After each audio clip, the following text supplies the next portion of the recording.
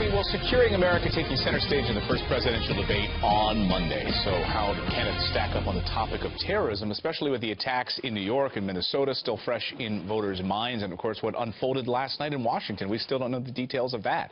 Let's get reactions from our panel. Gillian Turner is a former White House National Security Council staffer under President George W. Bush and President Obama. And Dr. Sebastian Gorka is here. He's the author of the book, Defeating Jihad. You know, we haven't heard actually a plan to defeat ISIS, Dr. Gorka, and you say this book right here might actually be a good plan for Trump. So what will voters be looking for? What question will voters be asking themselves after Monday night's debate? Well, we were actually talking about this with Gillian before we went on. They want the meat on the bone. So it's clear that Donald Trump believes we are at war. This is refreshing. He believes this is a serious threat and ISIS has to be defeated. And he wants to be a president who wins this war. So let's hear the details. And Monday could be a perfect time.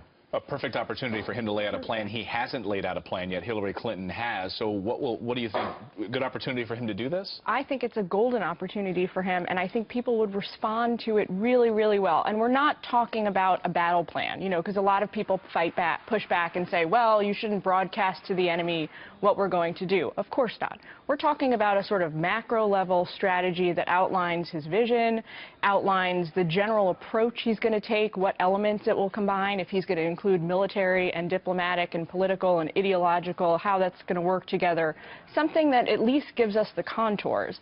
I think Hillary Clinton has done a really good job of putting forward a plan like that.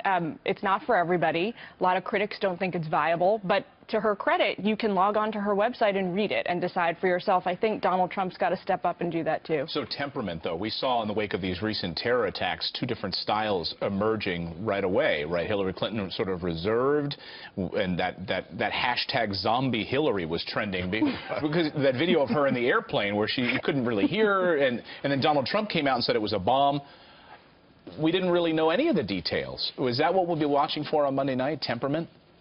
Not just temperament. I think Donald's proven his temperament towards the threat. This is a guy who wants to win, and that's what he's famous for, right? He's a winner.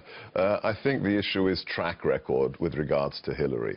The threat that we see in ISIS is in large part a result of policies that the Obama administration brought when she was Secretary of State. If you look at Libya, if you look at Syria, the red lines that weren't red lines, if you look at the withdrawal of our troops in 2011, if Donald Trump simply points these out, that ISIS has become the world's most powerful insurgency of the jihadist enterprise, whilst she was in cabinet, right, that's a problem for her. That's a big problem. So, Gillian, how does she defend herself?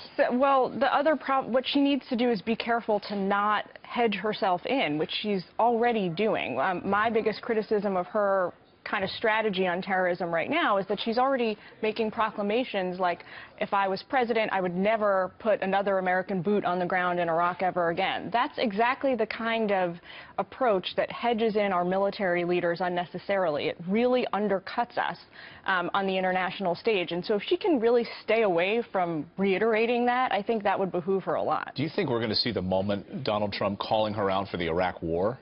I mean, that was something he hit hard. He's done it before.